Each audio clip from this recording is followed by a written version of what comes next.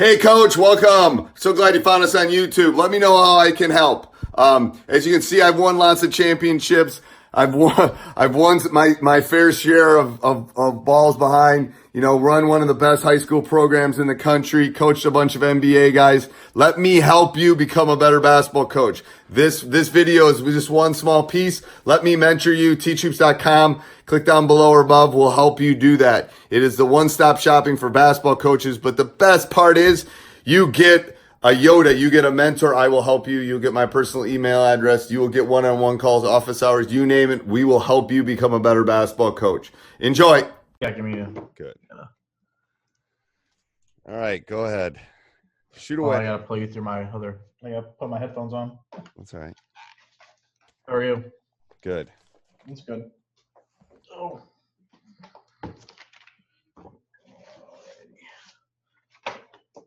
So we got our first junior high games tomorrow. Okay. One of our big concerns with the head coach and I, we've experienced this probably in the past a lot. Not too much, especially when I was the head coach a couple years ago, I experienced it a lot. My question was, how do you deal with parents who like try to coach from the stands or that like undermine you? I'm sure if you had Yeah, that's a tough one, especially at the middle school level. I know on your level, it's probably so deafening in like your gym and other Yeah. gyms. So, have you had a pre-meeting with them? We had a meeting last week with our principal, who's our AD, and he Okay. like basically just talks the whole time. Yep. And he goes over, hey, this is what playing time's about. Every Right. kid's not gonna get it. And he just goes over like logistics basically. Okay. We haven't had a meeting with parents just Yeah. because. So I might do this first game and then have a meeting with them. I think that's the best way that I have found. Mhm, You just got to cut it off right away. right. And say, hey, and it's hard for me, trust me, when I watch my kids, but be a parent, Yeah. cheer all the kids on, and just, and if there's something we need to talk about, we can do it. Mhm, You let the kids be kids is what I basically guilt them into doing the right yeah. thing. Yeah. Well, Um, what happened? Well, the reason I bring this up, something happened. So I know the fifth and sixth grade girls basketball coach, and she had a situation where, um, a girl on her team, a father who used to be our boys' fifth and sixth grade coach, he's just a right. dad. He's just a regular dad. Okay. They were at a gym, and she went from playing man to man, and then they were getting crushed. Then they switched it up to a zone, Right. and he from the stands, it's not that many people. He instructed his daughter to go man, Right. and she didn't know what to do. And Right. that same father also has a son on our team, Yeah. and I don't know what to do in that situation because he was a coach last year, Right. and I don't know how to approach him Yeah, if so he that's why starts doing I this think the stuff. easiest that's why I think the easiest way is to do it as a mass group. You're not like Okay, singling individually out doing guys, him. right? Even before the game starts, you can just gather all the parents together and go, "Hey, I know we're all really excited, blah blah blah. We're all Yeah. doing it, but let's let the kids be kids and let's let them hear only one voice. It's just Hmm. easier. And then if you want to talk afterwards, we can do that. I mean, Yeah. that's I what think we I've have done. a. I think we have a. I think our AD. We have like a 24, 48-hour rule or something Right. like that after a game or something Yeah, like and that's good. I usually have a 48-hour one, but yeah, that. I think the kicker is you got to Mhm. cut it off. And you don't want to individually maybe talk to that one parent, but if you talk to Right. all of them, Right. guilt Well, is a good motivator, to be honest with yeah. you. Well, I had contracts made up for the kids, it has our Mhm. standards or whatever. Yep. And then at the last page, it says, before the kids and the parent side, it says, as a parent, I will abide by by these standards as well. And I put in all caps purposely, I will not coach from the stands. I will Right. cheer. And I'm hoping that. Well, no, but that's where in the meeting, I think you just Mhm. reiterate it because people Reiterate. sign Okay. stuff all the time. It's like, Right. hey, remember, everyone here signed this. It's not that I Hmm. don't think you know basketball because maybe there's people here that even know more than me. It's Hmm. not fair to the kids. You're not walking into a teacher's classroom and saying you should be teaching it that way. Hmm. Don't do that here. If Hmm. we have to have a conversation, we Hmm. can. It's no different. I mean, yeah. Have you So ever had to talk to one of your kids during a timeout or during halftime and be like, hey, I know there's a lot of at the younger ages, I've had to, okay, and even at the freshman, and I said, hey, I know you're just being torn. Just just do this, and I'll deal with it later. okay, So I take it off the kid. I don't want them to. You don't want to pit the kid versus the parent versus you. right. Yeah, But because if I you was say, wondering what kind of wording it should be like like at halftime or something like that. Like, hey, I know it's your dad, I know it's your mom, but right. And that's a that can be a one-on-one arm, arm around the kid saying, hey, I know, blah blah blah, but right, we're trying to do this. We're going to do this now, and then we can talk about it after the game with your dad or mom right, or whatever. okay, um, I've done that before too. You just don't want to put the kid in the middle. right, okay, um, so you want to be an advocate for doing what's right. It's like, in my younger days, that would have ticked me off more. It doesn't really tick me off anymore yeah. because, That's what I noticed when I was like, I haven't been coaching. I know it may not look yeah, like I've been coaching a yeah, long time, but I have that. I've had parents call me, while I was at work and ask, why did Johnny not start this right. And game? it's Yeah. like, yeah. The easiest thing someone ever told me is you can't be rational with an Mhm. irrational person. They love their kids. We all love Mhm. our kids, so we're Mhm. not Absolutely. rational. It's the reason Right. you buy them too many presents at Christmas. Right. Reason Amazon's in existence because we're not rational when we do it. So I get that. So that's why, if you got to vent, you got to vent. You can vent to Right. me. It's a safe spot. I'm okay with that. Yeah. Right.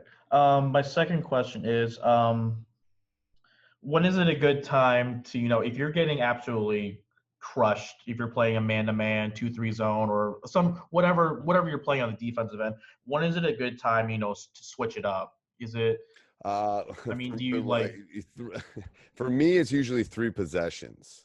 okay. If I don't feel like we're getting something in 3, but it might be a little bit more at your level.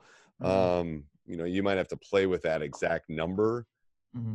If we come down 3 straight times and don't get something or don't stop somebody 3 seems to be my magic number, but Hmm. you'd have to play with that. Right. Yeah. And you can kind of gut feel it, but it's good if you can Right. kind of keep track of it, Yeah, well, we just installed Shell and everything, and the helpline, and like I know last time we talked, you said it was going to get ugly anyway. Yeah. I don't expect anybody to be like yelling help, help, help, You know or what? running to Another the thing with that helpline. parent that's upset is good thing might be to have a videotape for you. That tends to keep them quieter if they're Oh yeah. doing Well, something. I do have an apparatus that like I can stick my iPad on, and then Okay, I so can that have works. somebody go back and forth. It's just like yeah. So I You have can that. always mute. You can always mute the sound, and it's always good. It's always better when someone's busy. It's like I used to keep the scorebook when my kids were playing Oh, okay, yeah. because then I was focusing on that and I couldn't say anything. Yeah. Like it was That's away from me. actually that's actually a good idea because the head coach and I we never want to keep like last year I was supposed to keep the scorebook because I was just being nice. Right. And Hey, I found coach. So myself glad you doing found us that on in the YouTube. game Let anyway. me help you through So this great yeah. journey. I have done it. I've won lots of championships, run one of the best programs in the country, coach NBA guys. I can help you become a better basketball coach. TeachHoops.com. I started it for the sole That's accurate. purpose Let me read. of Something you could grab coaches and like tap you. on Let me your help hand. you. You have the shot One-on-one chart. And calls, then office what you do hours, then is you videos get with them to be me. an You ally. name It's it, like you we grab the got shot it. chart and you go, I hey, am what here do to you help. think? There's no other And then place they you're can going to say, get the you can coach's get through the personal final email decision, address. but I want to it be your feels like Yoda. they're I having want a to be your voice, mentor. and Let me I help feel you like they through have a this great voice, journey we call things coaching. will go All better. right, enjoy, coach. So you think so if tomorrow if we're getting crushed, like if we go 3 straight possessions, layup, go to a zone or something Yeah, or dude. switch it And then up. if you stop, or then you can always go back to it. But Right. change up a little bit. Okay. So And even if maybe they don't score a couple times in the zone, then go back to the man. It's like you got to test the waters a little bit. right, yeah. Yeah, we're playing in a small gym tomorrow. Right. So we'll try to do that. My other one is how do you so for the last couple days of practice, we have a lot of things consistent. When do you start, like changing things up, spicing things up a little bit? How long have you Um, been going? How long? since October 22nd, but we haven't had every kid there because of And you like flag haven't had a football. game yet. No, we haven't had a game Okay. yet. I would reevaluate after every time you take a test or you play a game. is when I'd reevaluate. Like, okay, we need to start Right. working on this. Sort of litmus And that test, this you know? the spice is going to happen on its own because you're going to go, oh crud, we can't make a layup. All right, we need layup drills. Da, da, da. Right. Or we shot 12% from the free throw line. We got to figure out how we can shoot better. So I think that will take care of itself as long as you're. I mean, and you will, as long as you're kind of self-evaluating during the games, because the games are your tests. Right. So you basically want to use those tests to figure out what you need to do for the next one. Right. So my next one is we have a couple of kids, they're like deer in the headlights at practice. And you know, I've explained to the kids all the time, like, hey, it's okay, it's cool to make mistakes. If you don't know a drill, hang back, you know, watch an older kid do it, or more, you know, kid that's attuned to what they're doing. And then, you know, this kid will hop in and then he's still deer in the headlights. And, you know, we've had to, you know, well, like for example, I was showing one part of the offense that, you know, just a small, like, hey, this is how you got dribble handoff right here. Right. You know, and then the next group comes in with said kid with deer in the headlights, and he just absolutely just makes up his own thing. So Right. what can you do with kids like what do you do with a kid like That's that? hard. That's hard. So you got to basically put them in a situation where they can be successful. So maybe, you know, I might not throw them into something like that, which is harder, but maybe you're having them throw the ball in on out of bounds plays, or maybe you're having them you got to figure a way that you can use, you know, the misfit toy basically. Because like I've had teams like the islands of the misfit toys. Not that the holidays are coming up. Trust me, I've had them. It's like, oh my gosh. Because like I pulled this kid aside, I'm like, hey man, you know, it's all good. You know, I just want to know where your head's at right now. And he's like, well, it's just kind of confusing with all the moving parts. So then what you do is you grab a kid that really gets it and have them sit next to it and explain it to them while you're doing something else. Yeah, I have some of the kids that are playing varsity at the high school that I've coached at when they were in middle school with me. Right. And they're gonna play varsity. I've had them like, you know, stick around and practice, like come to our practice, talk to our kids. Okay. And do that and do. And that's helpful. Okay.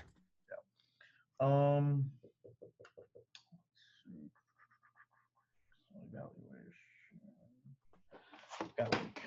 We've had a week. It's okay. I get it. I mean, I'm just starting to think. We start in 2 weeks, and I'm thinking, oh my God, I got to start thinking.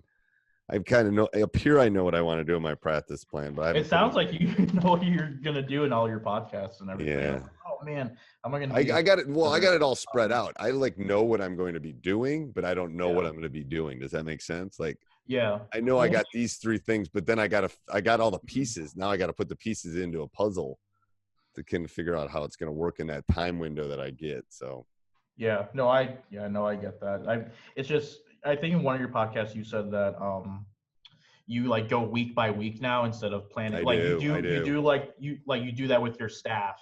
Yeah, on Sundays and stuff. That's so much easier. Yeah. Because I used to have like for 2 or 3 weeks. It's like, nope, I need like the first 3 or 4 days. Yeah, because I was like, oh man, how am I supposed to plan out? Because this is probably one of the first times in my short career where I've been like actually organized with everything. Because I used to just be right off the cuff, like, oh, I'll just make this at work, you know, whatever, you know, and we're all post practice, you know, on Facebook, you know. Right. Yeah. And the thing is what you want to do too is then keep them. Cause I mean, I got a big pile you can't see over to the left of old practice plans from 2004 kind of thing. Yeah. So looking through and it's like, oh, we did that worked. And ooh, that works. Yeah. I made a like I always make a binder every year, but like what I always do is I always have the practice plan. I'm folding it up, I'm crumpling it or something, but I've made it a habit to where I'm hole punching it, then I'm sticking it right back in my binder, even though it's like kind of mangled. Right. And I'm still old school. I like writing it out because I cross things out. I don't like the electronic practice plan. I like physically to write it out because then I'm like, ooh, I don't like that. I cross it off. I do something else. I'm sure I could do it on the computer, but. Have you I know a lot of programs they've like the ones I've experienced, there's not a lot of creativity when like giving the kids a lot of creative like influences or anything like that, like in the offense or something like that. Right. What have you found that's successful that's like helps give them a lot more freedom on the offensive end than the defensive end. And not necessarily shots, but freedom to do things. Right. So I think that's where you can give them more freedoms, you know, because it's definitely harder to scout and things like that. I don't give them freedom on the defensive end. Right. I've done 5-out read and react, pass cut, dribble Yep. ats, curl cuts and things like that. And I found that because I don't know whether it's like just on the middle school level or it happens on the high school level or just happens with a certain type of players that you have. I'm trying to give them the most freedom as I possibly can, but Right. like I think it's like sometimes I think it's just too much for them. Like I'm giving them too Yeah. much So freedom. you can always pull it back. Right. It's like, yeah. So I think you got to play some. The thing is, we're talking all this stuff, and in my back of my head, I'm going, we haven't even played a game yet. Yeah. The conversation we would have in 48 hours would be totally different. Right. Yeah. Because you got to go see, like, well, we can't do this or this kid can't. So I think that's what I think. Yeah, when we talk in a week or two, I think that will be the difference. Is your list will be 3 times as long because you go. Yeah, I feel like Johnny can't do this, and we can't do this, but we do this well, and we can't do this. Yeah.